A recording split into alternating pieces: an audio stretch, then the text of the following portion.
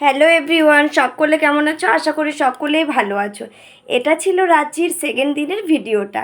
অনেকটা লেট হয়ে গেছে আপলোড করতে। বাড়িতে আসার পরে শরীরটা একদমই ভালো নেই। তারপরে ছেলে, যেদিন থেকে আমরা রাঁচিতে গেছি সেদিন থেকে ছেলের প্রচণ্ড পরিমাণে ছিল শরীর খারাপ। ছেলেকে এসে ডাক্তার দেখানো, তারপর ছেলের শরীরটা খারাপ। আজ 2 দিন হয়ে গেলে স্কুলেও পাঠাতে পারিনি। ছেলের শরীর খারাপের জন্য আজ অনেকটা লেট হয়েছে ভিডিওটা আপলোড করার জন্য। তো বন্ধুরা, আমরা প্রথমে গাড়ি করে বেরিয়ে পড়েছিলাম। তারপরে ওখানে গেছিলাম একটা শিব মন্দিরে। সুরেশ্বর শিব মন্দির ছিল এই মন্দিরটা। আর সেদিন ছিল রাখি পূর্ণিমা, শনিবার ছিল। প্রচণ্ড পরিমাণে মন্দিরে ভিড় ছিল। যাই হোক, বাবা দর্শন করে আবার গাড়িতে করে বেরিয়ে পেলাম দশম ফলসের জন্য। কারণ আমরা শুক্রবার দিন 3টে ফলস দেখেছিলাম, আর দশম ফলসটা দেখতে পারিনি, যেহেতু 4টে পর্যন্ত ফলস খোলা থাকে। অনেকটা রাত হয়ে বিকেল হয়ে গেছিলো। ফলসে আমরা পৌঁছতে পারলেও হয়তো দেখতে পারতাম না। ড্রাইভারদা বলল তাই আজকে আর গেলে আপনারা ঠিকমতো দেখতে পারবেন না। তাই আমরা সেদিন ওটা আর দশম ফলসে যাইনি। তো শনিবার দিন, রাখি পূর্ণিমার দিন, আমরা সকালবেলা রেডি হয়ে সকলে মিলে চলে এসেছিলাম বাবার মন্দির হয়ে দশম ফলসে।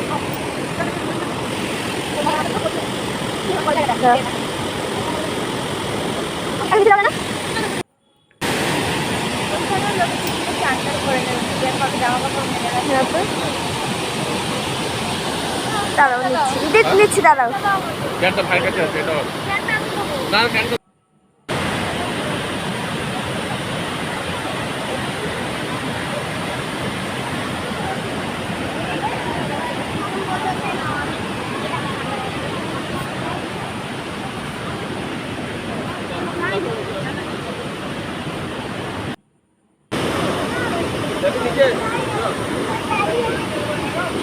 আর এই দশম ফলসের একদম নিচ পর্যন্ত যাওয়া যায়, কিন্তু একটা গেট বন্ধ করে রেখেছিল। কারণ নিচ পর্যন্ত গেলে পরে একদম ফলসের জলগুলোতে আপনারা হাত দিতে পারবেন। তাই ওই কারণে অনেক মানুষ পড়ে যায় বা অনেকে ছবি তোলার জন্য যায়, ওতে বিপদ হতে পারে বলে ওরা আটকে রেখেছে। বেশ দশম ফলসের এখানে সিঁড়ি কম ছিল, আর প্রত্যেকটা ধাপে ধাপে এরকম গ্রাউন্ডের মতো ছিল। তাই এক একটা সিঁড়ি ধাপে ধাপে নেমে সুন্দর গ্রাউন্ডের মতো ছিল, বসারও জায়গা ছিল, সেরকম কোনো অসুবিধা হয়নি। আমরা অনেকক্ষণ ফটোশ্যুট করে টাইম কাটানোর পরে আবারও বেরিয়ে পড়লাম গাড়ির কাছে। ওখান থেকে চলে যাচ্ছে একদম, আমরা যাব হচ্ছে পাত্রুতু ভ্যালিতে।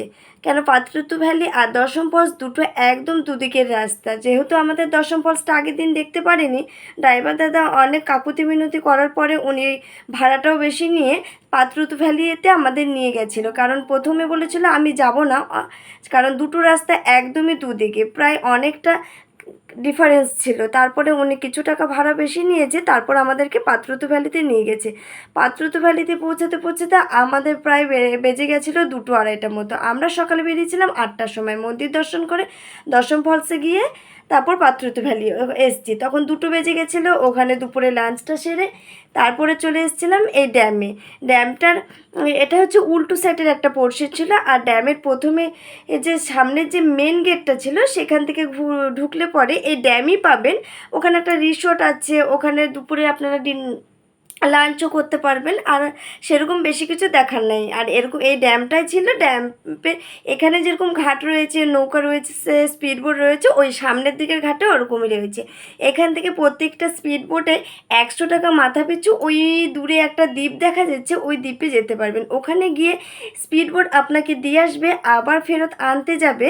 তো 1500-1600 টাকা করে নেয়। আমরা যেহেতু যাইনি, প্রচুর পরিমাণে বৃষ্টি পড়ছিল, আর আমার ছেলের খুব শরীর খারাপ ছিল, তাই আমরা যাইনি বলে বৌদিরাও যায়নি। তো ওইখানে আমরা একটুখানি ঘুরে ফিরে ফটোশ্যুট করে চলে এলাম একদম ভ্যালিতে।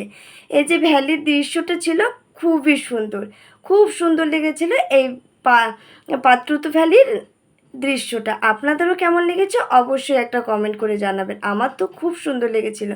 এই ওপর থেকে ভ্যালির যে দৃশ্যটা অসাধারণ লেগেছিলো, এতটা সুন্দর লাগবে ভাবতে পারিনি।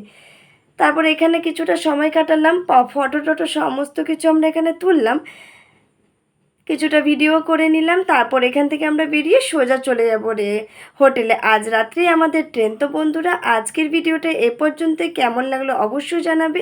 সবাই ভালো থাকবেন, সুস্থ থাকবেন। দেখা হচ্ছে পরবর্তী ভিডিওতে। টাটা।